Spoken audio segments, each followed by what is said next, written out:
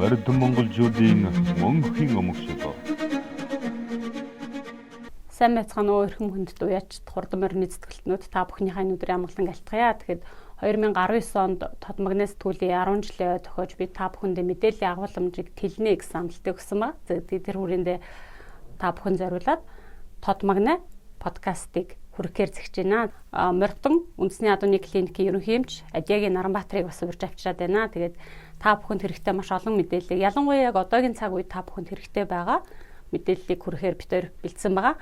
Өнөөдрийн ярилцах сэдв бол одоо яг уяач та бүхний хувьд одоо яг энэ цаг үед тулгамдсан байгаа азраггүйний тохироог хэрхэн тохируулах вэ? Буюу ер нь одоо үржил селекц ажлын талаар шинжлэх ухааны болон одоо практик дээр тулгуурсан мэдээллийг өгөхөөр бид студид хүрэлцэн ирээд байна. За тэгээд Наранбаатарт бас бидний урилгыг хүлээж авч хүрэлцэн ирсэнд баярлалаа. За баярлалаа. Энэ сайхан зүйлийг одоо нэвтрүүлж байгаа тод магнаа сэтгүүлийнхаа хамт олон тус ажлын өндөр амжилт хүсье. Тэгээд анхны жижиггээр одоо орж байгаа миний зүгээс одоо малын эмч хүний зүгээс бас одоо уяачтай хэрэгтэй үржлийн талаар юм уу эсвэл мал эмнэлгийн талаар нь мэдээлэл одоо өгөхөд бэлэн байна. За баярлалаа. Тэгэхээр яг одоо та бүхэн ярилцж байгаа цаг үед уяачт маань одоо азраггүй энэ жил одоо ямар азаргандаа ямар гүү тавих вэ гэдэг юм уу тий. Одоо ялангуяа энэ бол цэвэр болон эрлэзжүүлэх хийж байгаа цэвэр үржүүлэг болон эрлэзжүүлэх хийж байгаа уяачтай тулгамдсан асуудал болоод. Тэгэхээр яг энэ дээр та одоо ямар байдлаар зөвлөгөө өгөх вэ? Ер нь бол одоо азраггүйний тохироо гэж юу хэлээд байгаа юм бэ? Тэр дундаа цэвэр болон одоо эрлэзжүүлэг дээр юун дээр анхаарах хэрэгтэй гэдгээр ерөнхий мэдээлэл эхлээд өгөх үү? За ерөнхийдөө Монгол одоо бэлчээрийн малч хөө гэдэг бол тусдаа одоо манай одоо уламжлалт аж хөө. Тэгээд Монгол адууны хувьд бол яг Монгол одоо нутгийн үйлдвэрийн адууны хувьд бол бэлчээрээр одоо ингээд шилэн сонголтоо эзэн сонгоол тэгээд гүйтгээ явцдаг. Яг үржүүлгийн өнөөгийн байдал, өнөөгийн уралдааны байдал гэдэг бол ерөнхийдөө нэрлэлжүүлэг маш их хийж байна. Одоо гадаад орнуудаас оруулж ирсэн англи, араб адууны одоо азарганд одоо монгол хүүг нийлүүлэх одоо нэрлэлжүүлэг хийж байна гэж. За энэ маань бол одоо яг шинэ зүйлүүл биш одоо Жаргалдантын морин завард гэж одоо ярьдаг. Одоо 1950-ад оноос эхлүүлээд одоо манай төр зэцгээс авч ирсэн арга хэмжээнд одоо нэрлэл адуунууд үүсгэсэн. Одоогоор бол одоогийн сүүлийн үеийн байдлаар бол одоо хүн болгон бас хийх сонирхолтой болцоод гаднаас маш олон төрөл олон тооны одоо цэвэр азаргнууд орж ирж байна. Энэ дээр манай одоо үндэсний адууны клиникийн зүгээс бол одоо үржүүлгээ зөв зөвхөстэй явуулах, азаргаа эрүүл маллах, тэгээд одоо үржлийн янз бүрийн одоо үржлийн замаар дамждаг янз бүрийн өвчнөөс сэргийлэх бас нэг гүнээс одоо нэг азарнаас авах одоо төлийн тоог нэмэгдүүлэх гээд иймэрхүү тал дээр одоо мал эмнэлгийн үйлчлэгээ үзүүлж зөвлөгөө өгч ажиллаж байгаа. Тэгээд төрөний хувьд бол азаргүйний сонголт гэж ярьсан тэрэн дээр бол илүү одоо мал зүйч хүмүүс илүү сонгож ярих байх. За өнөөдрийн хувьд бол азарг сонгох гэдэг үл зүйл байхгүй ягаад бол гаднаас орж ирж байгаа юм чи одоо тэгээд бүгд л хурдан адуу гэж оруулж ирж байгаа. Тэгээд араб адуу орж ирж байна. Кабердин, Будион гэдэг одоо Оросоос болон одоонод орж ирж байна. Дээрээс нь одоо араб англи эрлиз, Кабердин англи эрлиз, Будион англи эрлиз одоо ингээл өөр эрлизүүд. Дээрээс нь цэвэр англи одоонод бас орж ирж байна. Тэгэхээр хамгийн түрүүнд одоо бид нэр хүн болгон хурдан адуутай болохыг хичээж байгаа. Тэгэхээр азарга бол сонгох гэхээс илүү сайн сонгох хэрэгтэй. Мэдээж удамтай тэр гүүний одоо сонгосон монгол гүүний маань одоо төрсөн ах дүү нар тавьсан байдаг юм эсвэл тэр гүүнийг нь төлөн тавьсан ч одоо хурдлсан байдаг юм эсвэл тэр гүүний одоо ихээс гарсан төлөвд нь тавьсан ч байдаг юм. Ер нь бол олон улсын одоо яг энэ цэвэр англи адууны үржлийн одоо зарим зүйлийг миний мэдлэгээс бол харахад бол ер нь бол гүүний одоо талыг илүү их харж үздэг. Гүү өөр амжилт гаргасан байх, гүүний төл амжилт гаргасан байх. Тэр гүүний эмиг их бас амжилт гаргасан байх. Ингээд дандаа их талаа илүү татсан байт юм бэл. Тэрнээс хамаарч адууны үн бас өсч идэг. Тэрнээс нь хамаарч бас одоо сайн адуу гаргах үржүүлэг, сайн үржүүлгийг их сонирхсон хүмүүс гүүг илүү үнэтэй авдаг. Тэр утгаараа одоо үржүүлэг хийж байгаа хүмүүс бол бас монгол гүүгээ илүү зөв сайн сонгох хэрэгтэй болов гэж боддог. Тэг. Их талаа 50 буюу түүнээс дээш хуваар татдаг гэж ярьдаг тий. Тэгэхээр ер нь бол одоо яг шинжлэх ухааны талаас азарггүй хоёрын аль талыг нь илүүтэй татдаг юм бэ? Гэхдээ одоо хэдэн хувьтай татдаг вэ гэж асуух гэдэг. Тий Та одоо сая гүүндээ чухалчлах хэрэгтэй гэлээ шүү дээ. Тий. Тэгэхээр тэр нь тий одоо ер нь нэг бүх удмаад ахтай ихийнхээ удам илүү татдаг гэдэг. Тэгээд ер нь тэрнтэй адилхан бас адуунд бол одоо ихийн удам их чухал. Зөвхөн манай Монгол уламжлалт ч гэсэн одоо гүүг удамтгүүнээс одоо хурдан унаг гардаг гэж ярьдаг. Дээрээс нь одоо энэ олон улсын шинжилгээ ухаан дээр ч гэсэн одоо гүү талын илүү харж үзэж одоо адууга сонголт хийдэг байна. Эцэг мэдээж эцгийн тал бол тодорхой хувь байгаа. Гэхдээ илүү гүү талаа илүү хардаг. 50-аас дээш хувь гэж одоо биологийн хүлээн зөвшөөрч байна. бас гүүний нас гэдэг юм чухал нас чухал юм байна гэж би ойлгосон. Яг л ихт залуу ч юм уу урд нь унгалж байгаагүй бол бас яг эргэлзүүлэг нь үржиллийн ажил дээр тохиромжтой биш байдаг юм байна гэсэн мэдээлэл өмнө авсан ярилцлагуудын хувьд ойлгож байсан л да. Ер нь бол яг цэвэр буюу цэвэр азрын тураалах гэж байгаа одоо эргэлзүүлэг маягаар ашиглах чаагүй хид унгалсан байх хэвээр энэ насны хувьд одоо ямар хувь илүү тохиромжтой байдгийг гэдэг талаар. Наа чи бас их чухал асуулт байна. Одоо бид нөгөө илүү сайн гүүгээ сонгохлоо нөгөө дандаа нэг жоо насны явцсан нөгөө төлийн давцсан гэхлээр дандаа насны одоо нас нэлээд агцсан гүнүүд сонгогддог. Гэхдээ цэвэр азранд бол бас их бага насны гүү бас ураалгаад одоо байцсангүй ураалгаад юм байдаг. Яг бол анх унгалж байгаа гүнүүд дээрээс нөгөө цэвэр адууч бие мас том дээрээс нь тэл дараа удаан байдаг. Монгол одоо бол тэгэхээр бага насны ерөөс унгалж байгаагүй бага гүйлд юм байдаг. Нөгөө талаараа бол их хөгшингүү бас тийм яагаад гэвэл нөгөө гарчгаа унаг маань эдлиз гардаг. Тэгээд эдлиз унаг маань өөрөө Монгол адуугууд бол дасан зохицох чадвараараа сул. Тэр утгаараа одоо Монголын гадаа орчинд одоо хавар цагаар унгалж байгаа. Одоо эдлиз унаг гэдэг бол бас сайн сүү ууж явах хэрэгтэй. Бас тодорхой хэмжээнд их нь тар хүчтэй гэж сайн сүү өгнө. Тэр хөгшингүү бол одоо манайхан бол яг голдууд хижээгээд оруулчихж байгаа. Хэрвээ бэлчээрт одоо хөгшингүү унгалах юм бол турж идсэн байна. Сүү муутай одоо сүүний уурах чанар муу ч байдаг юм уу. Тэр утгаараа ер нь бол хөгшингүүний унаг жоохон давж явах гэдэг. Тэгээд хөгшингүү гэдэгт одоо яг хидтэйг урах бай. За ер нь үржүүлэх сонгогдож байгаа гүнүүдийг харахад ер нь 16-аас дээш насны илүү хөгшингүү гэж одоо 16 хүртэл бол тий. Одоо байж болох хэлбэр гэж үздэг юм тийм үү? 6-аас 16 хүртэл бол одоо болж байна. Тэгээ нөгөө гүүний бас өөрийн онцлог байна шүү дээ. Одоо нутгийн гүүнүүд бас өөр байна тий. Одоо жишээлбэл Сүхбаатар одоо бүр дорнотын цаад хэсгийн гүү бэлчээр ус сайтай гүүнүүд бол одоо 16 та гэхэд бараг л баггүй шиг харагддаг ч юм уу тий. Зарим 20 нас хүрсэн мөртлөө нэг 11 2 та ч юм ийм харагдахаар шүдний нөгөө илэгдэлт энэ төр багтай тийм байдаг. Чулуу шороотой хайрахтай газар одоо бодлого урамлалтай газрын адуу бол илүү одоо шүдний илэгдэл. Ер нь бол нас бол голдоо шүдтэй л хамааралтай л та. Адууны. Тийм шүднээс хамаарч нөгөө хоол улс руу шингэт явагдана. Шүдний одоо илэгдэл их байх тусмаа л адуу хурд ятардаг юм бол. Би тэгтээ ойлгохдоо ер нь бол үржилт бие хаараа томрон гэдэг юм уу бас тэр талаараа зүүн талын гүнүүд илүү ашиглагддаг юм байна гэж ойлгосон шүү. Тий, ер нь л зүүн талын гүнүүд л. Дорн Сүхбаатар хинтийн гүнүүд л ер нь хөвчлэн ашиглаж байгаа. За говийн гүнүүд бас ашиглаж байгаа л тий. Монголд энэ импортын адуу орж бас тодорхой хугацаа өнгөрчлөө бараг 20 жил болж шүү дээ тийм ээ. Тэгэхээр дан азраг зөөгöd байгаагүй бас гүнүүд зөөж авчирж л байсан билгүү дээ. Жишээлбэл танаа адууны үржилтлийн студ дээр танаа имлэг дээр эрлиз юм уу цэвэргүй үржүүлэхт орж байна уу? Тэг яг нөгөө манайх имлэг гийн үйлчлэгээ одоо үзүүлдэг гэдэг утгаараа бас энэ үржүүлэгч нарын адууны үржүүлгийн ажлыг хийж өгч байгаа. За жишээлбэл одоо Алтай үржүүлгийн газар гэдэг цэврээр үржүүлж байгаа. Одоо үржүүлгийн газар байгаа. Тэрэн дээр л одоо 10 цэвэргүй. 2 цэвэр газар. Одоо англи газар. Тэр адуунууд нь Англи, Ирландаас ирсэн. Тэндээ хайрыг төрүүлсэн юм хурдан удмын сайн гүнүүд дээр бас нэлээд сайн удамтай юм азарнуудыг одоо нийлүүлээд цэвэр англи адууны үржүүлэг хийж байгаа. Тэрэн дээр бол цэвэр адууны үржүүлэг хийж чинь. За яг цэвэр арабын үржүүлэг бол одоогор бол хийгдэг байна. Яг хувь хүмүүр дээр арабгүй араб азарнууд л байгаа.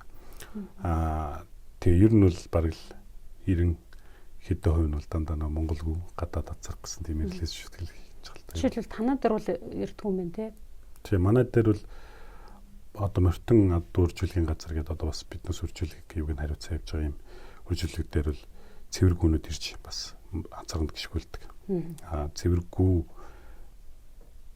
авах гэдэг бол бас нэлээд өндөр хариуцлага. Цэвэргүү чинь Монгол адуутай адилхан бэлчээрээр явдаг. Дээрээс нь цэвэргүү нь бас нөгөө үржлийн замын янз бүрийн эмгэгүүд бас байх тохиолдол гардаг. Одоо савны цист гэж ярьдаг те савны эмгэгүүд аль эсвэл үржлийн замын янз бүрийн өвчнүүд, аль эсвэл тарга хүчний асуудлууд. Ер нь үржлийн ажилд бол хамгийн одоо адууны үржлийн ажилд бол адууны одоо нөгөө өөрийнх нь эрүүл мэнд тарга хүчний байдал хамгийн чухал. Тэр утгаараа яг цэвэр одоо буюу одоо эрлиц өндөр цустай гүнүүд авахтаа бол бид их болгоомжтой байдаг гэсэн. Нэгдүгээрт маллага, хариуцлага. Тэгэл хүн чинь бас үнэтэй гүнүүд, үнэтэй юмнууд л авчирч байгаа. Тэгээд тэр утгаараа цэвэр гүнүүд ирдэг. Тэгтээ бол цөөхнийг авдаг. За одоо яг таны Мордон клиник дээр л хоёлоо суурлаад ярьчих л да. Бусад бас хэд хэдэн үржүүлгийн төвүүд байгаа гэж та түрүү дурдсан. Тэгэхээр ер нь бол жилд одоо жишээлбэл танад ямар азаргаанууд байна? Жилдээ ер нь хичнээн гүү хэлтүүлж байна. Та өдөр 2014 онд Ирландаар явж байхад үржлийн студиудээр ороход дээдлэн 120 гүү хэлтүүлнэ гэдэг нэг азаргаан дээр. Тэгээ ер нь бол 60-аас 120 гүү одоо ингээд жилдээ хэлтүүлдэг гээд урьдчилаад захиалга авчдаг гэдэг нь юужсэн л да. Тэгэхээр одоо танад дээр бол хичнээн азарга байна. Одоо төлөвлөгөө норм гэдэг юм уу? За тэдэнгүү хэлтүүлнэ гэсэн ерөнхий бас хар зэрэг төлөвлөгөө гардаг байл. Тий, ер нь бол үржлийн газар гэдэг маань болохоор одоо бид 14 онд явжээс одоо студ фарм гэж байна шүү дээ. Одоо тэр нь бол азаргаар үржүүлэг хийж одоо хүмүүст одоо өөрснийхөө гүнээс төлө авах боломжийг олгож байгаа. Нэгдүгээр, хоёрдугаар азаргаар үргүү хэлтүүлж одоо бас бизнес болгож байгаа. Энийг үржлийн газар гэж байгаа. Тэрнээс одоо манай Монгол уяачд бүгд л одоо үржүүлэгч нар шүү дээ. Үржлийн газар гэхээс илүү одоо үржүүлэгч хүмүүс аахгүй. Үржлийн газар гэж явах юм бол одоо байгууллага хэмжээнд одоо хүмүүсийн гүү хариуцж авдаг, хүмүүсийн гүүгээ хэлтүүлж өгдөг. Яг үржлийн газар гэх юм бол одоо цөөхөн газар бол байгаа. Үржлийн газар дээр гүүний тоо бол өндөр авагддаг. Ягаад гэвэл мэдээ сайн азаргаар үржүүлэх хийж байгаа. Тэгэхээр Монголын нөхцөлд бол яг гадаадтай адилхан одоо нэг Ирландд бол одоо нэг сайн азарнд 120-оос 150 гүү одоо гიშгүүлж байгаа шүү дээ жилд. Тэр нь үл яг улс дамжиж одоо жишээлбэл одоо Галилей одоо CD Star энэ сайн азарнууд бол одоо Европт гүнүүдэд хавар эрт одоо 2 сарын 1-ээс 5 сарын 1 хүртэл гიშгчээл тэгэл Австралиуд нисчихэд ингээл нөгөө 8 сарын 1 хүртэл ингээл гიშгэлэр энэ олон сарын хугацаанд нөгөө гүнийх нь тоо өндөр гардаг байхгүй. Монголын хувьд бол бэлчээрийн маллажгүй бэлчээрийн малгайтай байгаа гүү одоо байгаль дээр байгаа гүүг бид нар богино хугацаанд одоо ороо нь орж байгаа шүү дээ тэр одоо зуны яг бол нарны гэрэлтэй холбоотой гүүний ороо итгэвчдэг өндөгч итгэвчдэг өндөгчний үйл ажиллагаар одоо өндгөөс ялгарна. Тэгэхээр манайд одоо хамгийн тохиромжтой одоо хээл авах тохиромжтой сарууд бол ерөөсө 5-6 сар 7 сар байдаг. За тэг 8 сарыг тэгээ 5 сарын дундаас нэгсэндээ 7 сарын дунд хүртэл нөө пик сизон буюу одоо хамгийн өндөр даах магадaltaй ийм сарууд. Тэгэхээр энэ саруудад л одоо хамгийн өндөр ачаалттай ажиллана. Тэгэхээр нэг янзранд бол одоо яг үржүүлгийн газруудын хамгийн өндөр лимит бол нэг 60-аас 70 гол байна. Тэгээ яг энэ 5-аас 7 сар бол өндөр өтөхтэй үед байдаг гэж тайлбарлаж тойруулах үед. Тэгээд тэр үед одоо хэлтүүлэх гүнүүдээ хэдийн үе сонгож авах уу? Жишээлбэл одоо мэдээж та нөгөө гүнүүд явахтайхаа өмнө тэр эрүүл мэндийн үйлчлэгт хамруулах ч байдаг юм уу? Одоо бас бэлтгэх ёстой шүү дээ. Ер нь бол Google одоо гээд 2 сараас эхлээд бэлдэж эхэлнэ. Нөгөө сувыг унгалахгүй. Мэдээж унгалахгүй бол уналсны дараа л одоо азранд очиж шүү дээ. Сувагүнүүд бол одоо тарга хүч авахулна. Тарга хүч хамгийн чухал. Туранхай Google хийл авдаг одоо тэгээд тэм учраас таргалуулах хэрэгтэй. Дээрээс нь одоо өвчний цуснд үзэх одоо өвчний шинжилгээнүүд байдаг. За өнөөдрийн байдлаар Монголд бол одоо Монголын адуун сүрэгт бол нийлүүлгийн өвчин гэж одоо нэг өвчин байгаа. Тэр бол одоо тархалт их өндөр байгаа. Тэрнээс одоо үржүүлэгч нараа одоо сэрэмжлүүлэх зорилгоор юугаар тэр үржүүлгийн замаар дамждаг, үржлийн замаар дамждаг тэр өвчний одоо юу авдаг, шинжилгээ авдаг. Мөн биднээс бас ихэнх тохиолдолд үздэг бусад өвчнүүд байдаг. Бас үржлийн замаар дамждаг. Жишээлбэл адууны артрит гэж өвчин байгаа. Одоо вирусын тархалттай тийм өвчин. Дээрээс нь адууны халдвар цус багталт гэж өвчин байгаа. Тэгээ эдгээр өвчнүүд бол бас үржлийн замаар одоо нөгөө өрийн шингэн тэр юугаар дамждаг ийм өвчнүүд байгаа. Гэхдээ Монголд хэдийгээр эдгээр нь харьцангуй одоо гаралт багтай. Одоо гарч байгаагүй ойрын 1-2 жилээр баг гарч байгаагүй юм өвчнүүд. За артритийн хувьд бол одоо судалгаа шинжилгээний хувьд бол бас хийгдээ явж байгаа. Тэгээд Монгол адууны хувьд бас зарим нэг өвчний хувьд одоо өөрснөө тархалаатай болцсон гэдэг юм уу одоо гадаад адуунд илүү тэр өвчин хэрэг хөрвөл илүү илэрдэг ийм шин сэрэмтгүүд бас байгаад байгаа. Тэгээд ер нь бол яг үржлийн газар гэдэг утгаараа бол судалгаан дээр тэр өвчнүүдийг бол банк тогтмол шинжилгээ өгч явдаг. Газарнуудаа бол тэгж л явах хэрэгтэй. Дээрэс нь вакцины хамруулах хэрэгтэй. Үржлийн одоонуудыг. Тэгжлээж одоо ер нь удаан хугацаанд дуугаар ирүүл байх тийм нөхцөл бүрдэнэ. Гүүгээ үржилт оруулах гэсэн хүмүүс хэдий та нар одоо гүүгээ авчирж өгөөд дараах шинжилгээнүүдийг хийлгээд одоо хэдий захиалга өгөх ёстой л гэж тодруулж байна. Тийм, үржлийн газрууд дээр л бид нар нөгөө ингээд яг үржлийн ажлыг хариуцаад авцсан тохиолдолд бол ингээд 3 сараас эхлээл ажил бужигч байгаа. Тэгээ нөгөө яг эмч маань өөрөө очиж нөгөө яг гүүгээ нүдээр зургийг дарж тусаа авдаг. Тэгвэл нөгөө гүү солигдох юм, цус солигдох юм янз бүрийн тохиолдол нь тий. Тэгэл 3 сараас хэлээл одоо цус авах, цус шинжилгээ өгөх ингээл одоо нэг үржлийн газар ч одоо энэ 21 аймгийн ч одоо хаанаас ч хамаагүй гүү ирж болно шүү дээ.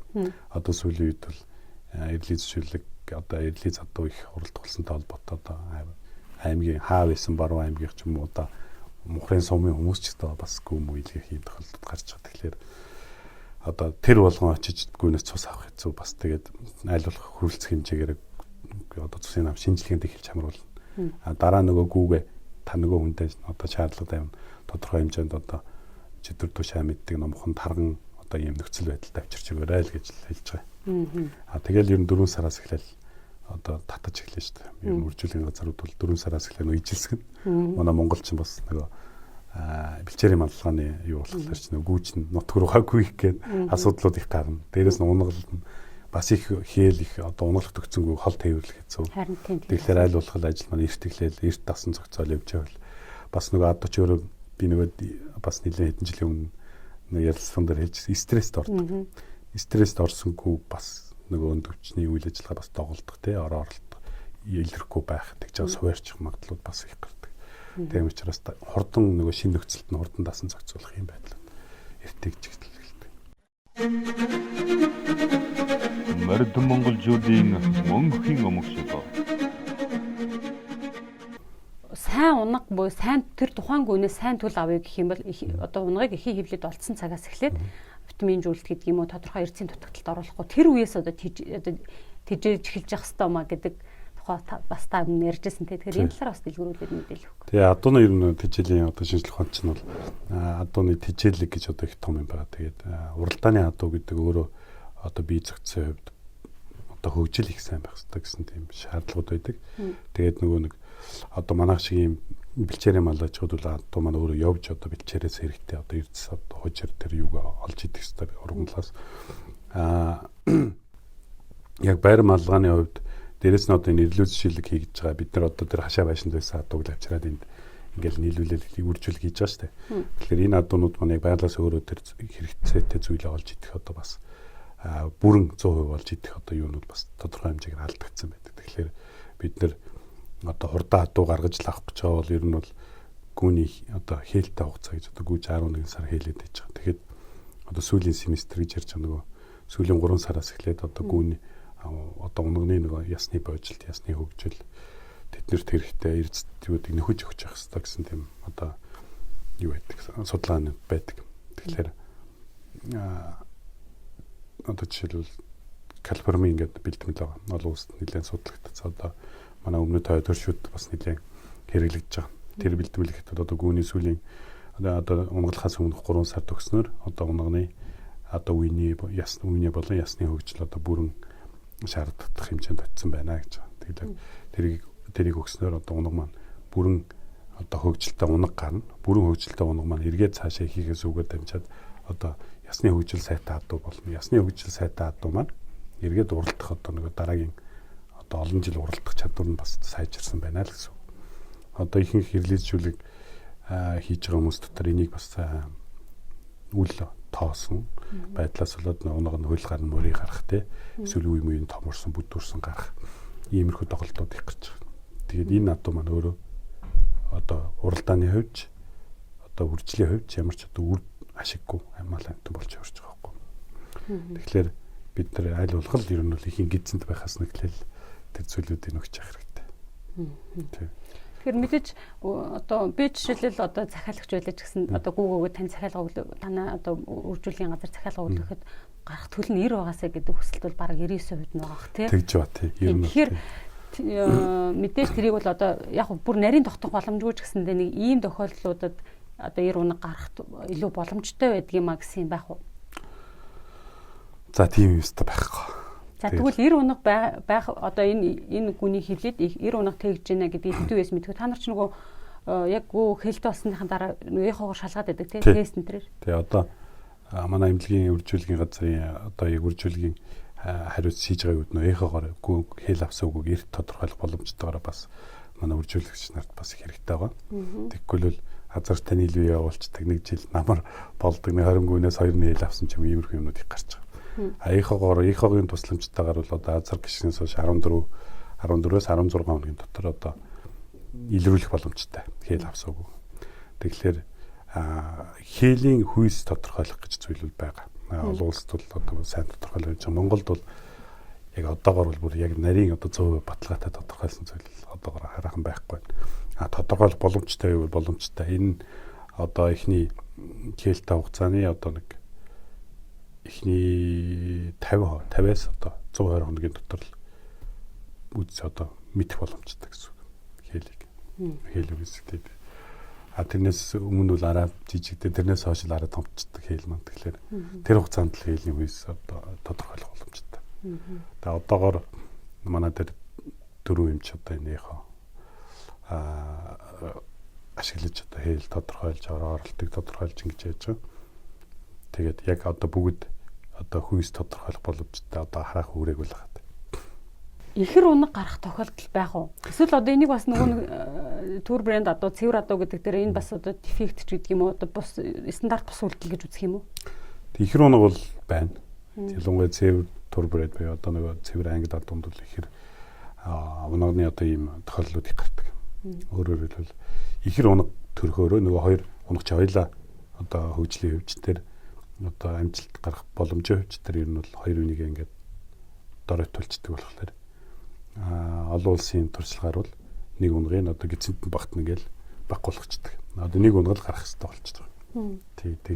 Тиймэрхүү юмуд гардаг. Монголд бол Монгол одоо энэ цэвэр Монголын нэрлэг зөвлөгийн хувьд бол одоохондоо ихэр унаг одоо яг энэ гарсан тохиолдол бидний мэдхээр бол байхгүй байгаа. Яг танаа морьтон үржүүлгийн төвчин хизээ үүсгэн байгуулагдсан бэлээ. Одоогоор ер нь хичнээн унаг аваад байгаа. Та бас зургийг оруулаад байдаг. Анхны унаг гарлаа энэ төр гэл. Тий. 17 оноос хойш явж байгаа. Тий. Тэгээд эхэндээ голдоо ер нь хүний гүнүүд л одоо хүмүүс одоо манай үеч үржүүлэгч нар дээр олон төлөвүүд нь байгаад. Тэгэл хүмүүсийн гүү өөрснөө авчраал гүнүүдээ бид нар гүнүүдийг хүлээж аваад тэгэл хэлтүүлээл нөгөө хүмүүс манай дээр гараас 90 дэгтэй үржүүлгийн газар дээр л авчирж гүгээ тавьсан хүмүүс тэр нилээд хувь тэр нь бол 60-70% нь ир гардаг. Тий. Тэгэд уралдаж гин үү? Тий уралдаж байгаа амжилтуудад бас гарч байгаа шүү. Тий. Одоо 17 оноос эхэлсэн гэхэлэр чинь эхний дэд нь одоо шүтлэн болж байгаа байхгүй. 18 оны унаг юм уу? Тий 18 оны унаг. Тэгэхээр одоо л тэгэл нөө эдлиз баг нас чинь дааглаа шүү дээ тий. Тэгэл одоо дундаас эхлээ инжилээс л одоо ирчлээс эхлээ уралдах байх. гэж бодож тий. Англи азарганы төлөв нь илүү хурдан гэж ойлгож байгаа зүг. Тий англи адууч нөө өндөрлөгтний өөрсгийг гаргаж авсан одоо богино зэт хамгийн өндөр хурд гаргах чадвартай. Дээрээс нөгөө энэ шилэн сонголт үржүүлгийнхээ хувьд удамших чадварыг бас сайжруулсан. Тэр утгаараа одоо ямар ч үйлдвэрийн адуутай нийлсэн өөрийнхөө одоо тэр давмгай чанаруудаа удамшуулах чадвар нь өндөр байдаг. Тэр утгаараа манай Монгол уралдаанд Монгол адууг одоо хурдыг нэмэх ийм боломжууд нь англи адуун дараа илүү байгаа. Өөрөөр хэлбэл одоо нөгөө манайхан мил нь хэд вэ гэж асуудаг шүү дээ. Тэр мил нь бол маш өндөр байдаг. Одоо английн 50-тай адууны хувьд бол. Түрүү нөгөө үржлийн үн тариф үн ханш гэдэг юм а дунджаар нас асуух одоо хэлэх боломж байна. Яг л та тэрийг тэр 14 онд явж байхад бол Ирландын хамгийн одоо үнэтэй азраг бол Монгол мөнгөөр тэр нэг удаагийн хэлтүүлэг үн тэрбум төгрөг гараад ирсэн л да. Монголд ер нь одоо хэлтүүлэг ямар хэмжээний үн тарифтайгаар явагддаг юм болоо гэдэг бас юм байна. Тэг ер нь бол хов хүн бүр өөрсдийн сайн азарнуудтай тэрэнгүүрээ одоо хүмүүсийн гүнүүдийг авчирч гიშгүүлэх тэгэл ховын одоо хоорондын тохироонууд хийж байгаа. Үржлийн газар гэдгээрээ бол морьтын үржлийн газар дээр бол одоо хамгийн өндөр үнэтэй агиллагийн төл халзаа зарга 10 сая төгрөгийн үнэтэй гүгшиж байгаа. Тэгэл дундаж үнэг бол одоо янз янз байх бах та. Тэгээд ер нь бол Монголд сайн тонууд их орж ирсэн. Одоо бол сайн дэлхийн одоо тэргүүлэх удмын сайн газрууд бол нэлээд орж ирсэн. Одоо Шамардаалын төлөв Шамардаал гэж одоо Дубайн захирагч Мухаммед Шейх Мухаммедийн одоо үржлийн газар чинь Англи, Ирланд, Америкт байгаа шүү дээ. Тэрний одоо толгой азар Дубайгийн төлөв орж ирсэн байна.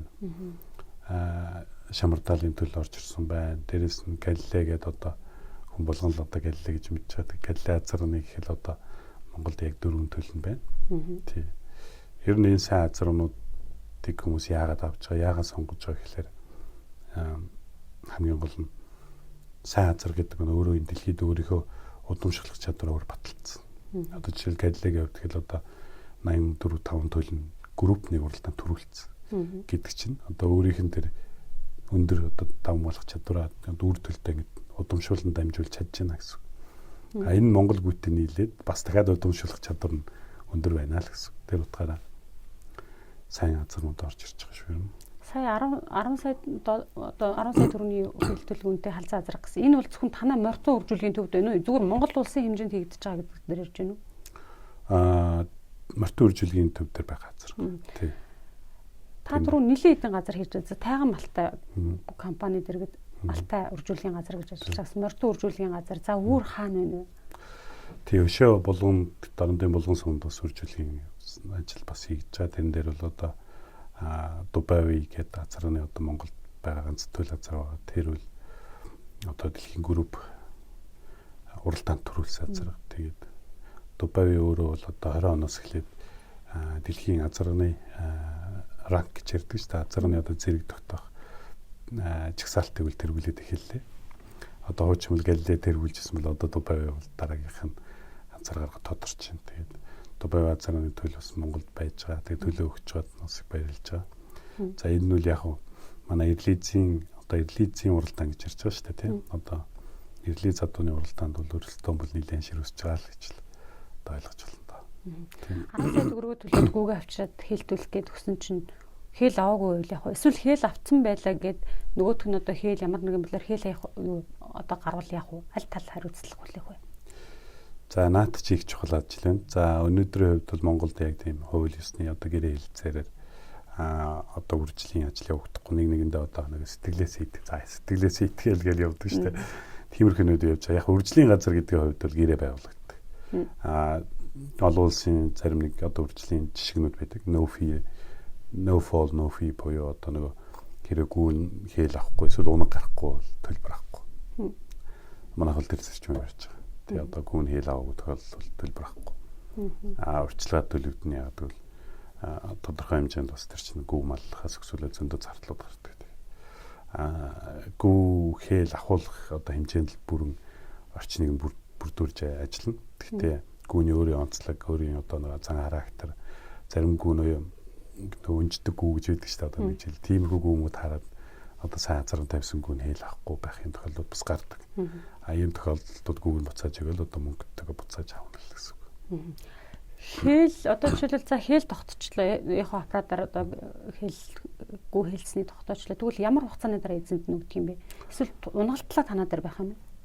За ер нь бол эзнээс л хамаарч байгаа. Тэгээ ер нь бол эзэн хүн за би өөр найдвартай би танаа дээр яг тэгвэл одоо энэ гэрийн дээр чинь ингээл хавар аваад намар өгдөг. Намар буюу одоо ингээл хөтөрөнгөл хин ч гэсэн одоо өөрөө ингээд мөнгө төлөөд энэ сайн азрын төлөв авах гэж байгаа. Өөрөө авчгүйгээ хадгалсан юм нэг хвчлэн дээр байдаг. Хэрвээ манай дээр байлгах юм бол манай дээр тодорхой хэмжээний тэжээлийн нэмэлт одоо зардлууд гарах учраас нэмэлт төлбөр төлөгдөнө. Тэр утгаараа нэмэлт төлбөр өгвөл тэгэл унгалтлаа манай дээр байж болно гэсэн. Сая дээр та хоёр замд ярьжсэн. Одоо хэлтүүлэхэд оруулах чаггүй би зүгээр яг хувь хүнтэй л ярьсан л да. Тэхийн тулд нөгөө нэг нийлүүлгийн өвчний үед хэрэглэдэг тариг заавал хийх ёстой. Дэмий мэлүү те. Тэр тарилгыг заавал хийх ёстой. Тэгээд мөн витаминжуулалт авчрах ёстой гэсэн юм ярьжсэн. Тэгээд үнэхээр одоо тэр дэмийнийг урьдчилан сэргийлэх байдлаар хийх тохиромжтой юм уу? Эсвэл шинжилгээ хийсгээд нийлүүлгийн өвчин тогтоогдсны дараа хийх ёстой юм уу гэдэг талаар бас та одоо мэрэгжлийн хүний үзүүлэлт өгч. Яг л манай уячд бол сургаар маш хэмжлэгээ хийдэг.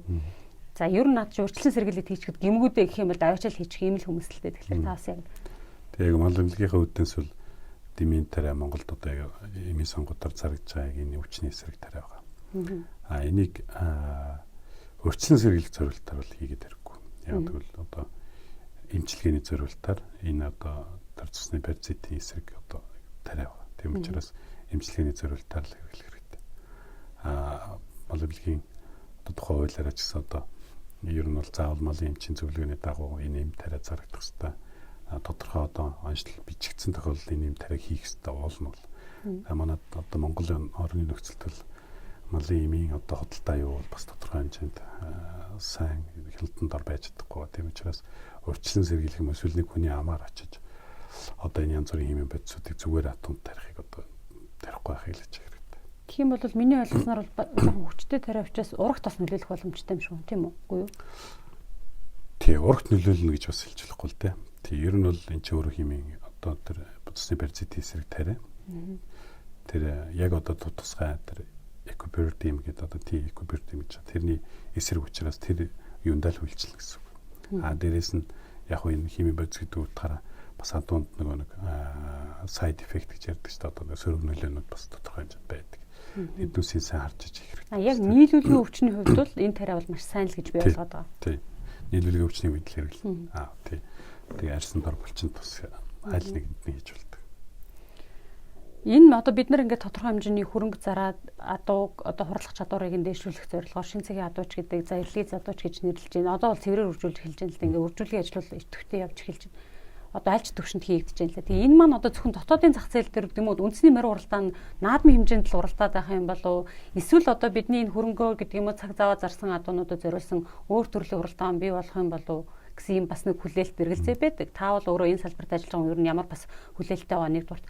Хоёрдугаар гэх юм бол тухайн үед бид бас ярьжсэн да хэр одоо энэ хятад ийм том морин тойруулгууд баригдаад байна. Өр монголчууд өөрсдөө маш их морь сонирхдаг болчлоо. Монголд цэвэр үржүүлэг хийгээд тэгээд тийшээ одоо Монголоос бас ингээд адуу авдаг болвол гэсэн нэг одоо мөрөөдөл гэх юм уу бас нэг тийм хоолой юм ярьжсэн. Тэр боломжтой болов ер нь. Тэгээ ер нь бол нэг том зургаар харуул гэж ярьдаг шүү дээ. Том зургаар харуул их олон гоё зүйлүүд ирээдүйд тохиолдох боломжтой. Гэхдээ одоо манай төр засгаас яг энийг дэмжих үгүй нь бас тодорхой биш байна. Одоо энэ жилийн хувьд гэхэд одоо ингээл нөгөө цэвэр адууны импортыг хоригдчихлаа шүү дээ. Энэ нь одоо яг дотоод одоо энэ цэвэр адуу үржүүлэх, цэвэр адууны уралдаан бий болох, цэвэр адууны одоо хөгжлийг зогсоож байгаа. Тэгэхээр бид нар дотооддоо цэвэр адууг үржүүлж хөгжүүлж хийж нөгөө морин тойруулгын уралдаан гарна. Морин тойруулгуудаар манай Монгол адуу уралдахгүй шүү дээ. Тэгэхээр нөгөө одоо олон улсын сонгодог уралдаануудыг бол ер нь бол цаашдаа хөгжүүлж бид нэр одоо энэ Монгол наадмдаа ингэж одоо эрлиз одоо уралдуулахгүй байх юм боломжууд гарч ирнэ. Монгол наадмаа яг өөрийнхөө хэмжээнд хангалттай хөгжүүлдэг тийм. Мэдээж эрлизийн уралдаан байж байх ёстой байх. Ягаад гэвэл мэдээж эрлизжүүлэг хийж байгаа эрлизийн уралдаан гэдэг нь бас энэ үржүүлэг хийж байгаа хүмүүсийг бас дэмжиж байгаа. Бас энэ эрлизийн уралдаан гэдэг нь илүү өрсөлдөөнтэй, илүү одоо нэг илүү их хурдтай уралдаан шүү дээ одоо сонирхолтой. Монгол уралдаан бол бас холын зайны уралдаан.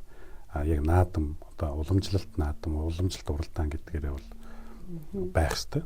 Дээрээс нь бид нар бас одоо цэврээр үржүүлж байгаа хүмүүсийн хувьд юг харж байна вэ гэхээр цэвэр адууг Монголд нутагшуулаад дээрээс нь Монголд одоо анхны морин тойруулгын уралдааныг л одоо хийх юм зорилго чиглэлтэй л одоо залуу хүмүүс одоо явж байгаа. Тэгээд энийг төр засгаас дэмжих л болно шаардлага гарч байгаа. Тэгээд дэмжиж өгвөл илүү хурдан хөгжинэ, илүү орчин, уул зүй орчинж бүрдэх хэрэгтэй байна. Манайд бол яг улс өөр нь бол сайн тавьж өгч чадахгүй л байгаа. Монгол төрсэн одоо цэвэр адуунууд гарчлаа шүү дээ тий. Тэр Монгол төрсэн цэвэр адуунуудаа пассворт гэдэг юм өмнөх юмнууд олон улсын стандартын дагуу болгож байгаа шүү дээ тий. Тэгээд тэр одоо Монголд үндсэн төрөөд бий болсон цэвэр адууг одоо хурц зэрэгэлдээ хятадч байдаг юм уу? Бусад орнууд авах боломжтой юу? Боломжтой. Ер нь тийм одоо худалдаа авалт хийгдэж байгаа юм.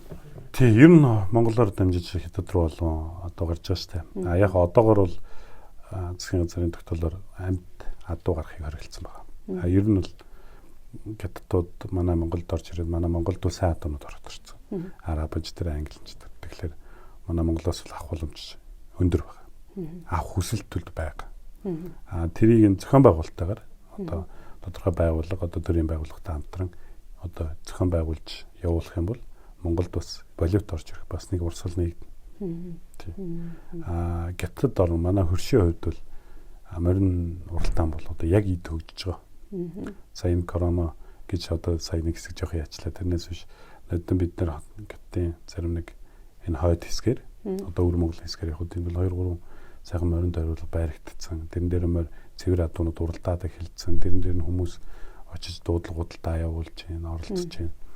Тэгэхээр манай урд төрчдөл маш их боломжууд нэгж байгаа. Тэрийг нь бид нэр эндээсээ одоо дээш нь зарах тийм замыг нээж өгөх хэрэгтэй. Бас нэг зүйлийг тодруулмаар л зохиомл хэлтүүлэг гэж ярьдаг тийм. Одоо яг нөгөө байгалийн гэдэг юм уу тэр агаар бас аргаар бас одоо үр тогтоох гэдэг юм уу бас боломжууд яригддаг. Монголын хэл гэж байгаа. Зохиомл хэлтүүлэг яг адуун дээр бол Монголд их хийгдэггүй. Манай эмнэлгийн хувьд бол зарим нэг одоо үржлийн асуудалтай азарнуудын үрийг аваад гүнд шилжүүлэн одоо шилжүүлэх явах, гүнд суулгах ийм ажлууд хийгдсэн. Тэггүй хэл авсан тохиолдол байгаа. Зохиомл хэлтүүлэг хийгдэх боломж бол байгаа. Яг олон улсын дүрмээр бол яг цэвэр англи одоо бол зохиомлоор хэлтүүлэхийг хориглодог. Манай Монголд бол релизжүүлэг хийж чадах боломжтой гэсэн үг. Зохиомлоор нэг азараас олон төлөв авах зорилготой шүү дээ. Ер нь бол тэр утгаараа. Дээрээс нь азаранда янз бүрийн аюулгүй. Одоо олон гүү гიშгэж явахад аль нэгнээс өвч авч маталтай гэх юм бол зөвхөн зохиомлоор явах юм бол зөвхөн азарын хөврийг аваад олон гүү тарга хийж юм чинь тэгэхээр азаранд илүү аюулгүй. Тэр утгаараа. Энэ гарч байгаа та одоо нөгөө релизжүүлгийн үр дүнд гарч байгаа адуунууд хэр одоо бас монголжуу байна вэ гэдгийг асуумаар байна. Өөрөөр хэлбэл нөгөө бидний бэлчээрийн бие хагас сүр малгаанд хэр зохицохч буюу дэсвэр төвчээрийн хувьд нөгөө яг цэвэр тэндээ төрсэн адуунаас за яг цэвэр адууны тухайд асууж. Монгол төрсэн цэвэр одоо үржүүлгээр гарсан цэвэр унаг тий цэвэр цусны унаг тэнд төрсэн одоо Англи Ирландд төрсэн адуунаасаа дэсвэр төвчээрийн хувьд ч гэдэг юм уу бие даах чадвар үед арай илүү байх боломжтой байна уу тэгж ажиглагдаж байна уу? Боломжтой гэж бид нар харж байгаа. Тэр нь бол саяхан одоо анхны адуунууд бол анх 2013 онд Англи Ирландаас орж ирсэн шүү дээ.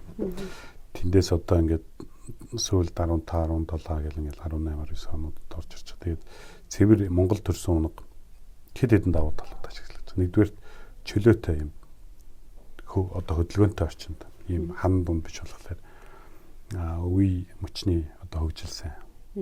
Дээрээс нь нөгөө одоо өөрийгөө хамгаалах рефлекс үүдэх сайтай. Тэр хоол тижэл олж идэх одоо чадрууд илүү сайтай. Одоо юу гэдэг нь те өөрөө одоо үсийг сонгож идэх бэлчээрлэх тэр боломжууд нь илүү сайн. Дээрээс нь одоо үс хөрс сайн. Одоо Монголд манай эмнэлэг дээр одоо үржүүлгийг хүлээж авсан техник азар бол одоо соёолон хавчиг болчихж байна. Тэгээ эдгээр одоо ингээд бэлчээрээрээ цэвэр англи одоо бэлчээрээр ингээд Монгол гүү хураагаа явж байгаа. Тэгээ эдгэрийн хувьд бол одоо тэгэл нөгөө Монгол адуунд Монгол азарнд юу юу зодуулчихгүй байх тий. Одоо өөрийгөө хамгаалах рефлекс одоо хоолдож жил өөрөө явж идэх. Дээрээс нь уул туурайны бүх бат байдал гэдэг иймэрхүү даваа талууд бол нэлээд ажиглаж байгаа шүү юм. Яг уралдаан байхгүй болохоор одоо бид нар уралдаан ямар байгаа сайн мэдэхгүй байгаа тий. За одоо хэрвээ та бүдэрийн ярилцлагыг үзээд хүмүүс одоо бас үржүүлэхт одоо гүү өгөөж гэдэг юм уу үржүүлийн югаар хандыг бол боломжтой юу? Эсвэл захиалгаа дууссан байгаа юу? Тийм жилийн хувьд бол одоо нөгөө гүүний үржүүлэгч нь дандаа одоо ингээд энэ 4 сараас өмнө төлөвлөж явдаг болохоор тийм жилийн хувьд бол одоо ингээд яг мөртөө үржүүлэх газарлахгүй байхгүй болсон байх гэсэн үг. За өнөөдрийнхөө ярилцлагыг бол хоёулаа энэ хүрээд өндөрлөх зүйтэй авах гэж бодож байна. Нэг сэдв хүрээнд яригдчихэж байгаа. Тэгээд нараа хэмжтэйг бол бас нэлээд олон удаа уулзаж зөвлөгөө авна гэж бодож байна. Танах бас нөгөө урьдчилсан сэргийлэх үзлэг одоо явуулын эмнэлэг бас ажилладаг. Тийм маш олон төрлийн бас шинжилгээ үзлэг хийгддэг. Тэр талаар бас тухтай хувьчтай зөвлөгөө. Ер нь бол би одоо бас хурдан морь сонирхогч хувьчтай бол шинжлэх ухаанч одоо мэдээллийг буюу аливаа юмыг сургаар аливаа зүйл сургаар хандлаггүйгээр мэрэгжлийн хүнээс нь мэрэгжлийн одоо нөгөө мэдээллийг нь авч тэр дээр одоо хандаасаа гэдэг юм дээр маш одоо тийм байр суурьтай байдаг. Тэр утгаараа бол тантай сахаад хэд хэд удааг урилга хэлгээж тодорхой сэдвүүдийн талаар ярилцах байхаа. Тэгээд өнөөдөр бол үржилэл лекцтэй холбогдолтой сэдвийнхаа эхний ярилцлага бол яг энэ өрөөд жаргая гэж бодож байна. За баярлалаа. Баярлалаа. Тэгээд одоо энэ бүгийнхэн цагт бас нэг тодорхой хэмжээний мэдлэг одоо мэдээлэл өгсөн баг гэж хэлдэг чинь. та бүхний ажилч сайн амжилт хүсье. За баярлалаа. Бас зочиндоо сэтгүүл бэлтгэл. За баярлалаа. Сэтгүүлийн манд ороод байгаа. Хурдмаар сонирхогч эрхэм мууч та бүхэндээ одоо хүрэж байгаа цуврал подкастын маань эхний дугаар одоо Морьтон үндэсний клиник эмнэлгийн ерөнхий эмч Наранбаатарын ярилцлагаар хүрлээ. Тэгээд одоо удахгүй бас та бүхэнд хэрэгтэй олон тулгамдсан асуултанд хариулдах олон сонирхолтой подкастуудыг хөргөх болно. Бидэнтэй хамт байгаарай. Морьтон монголчуудын мөнхийн өмг шилөө.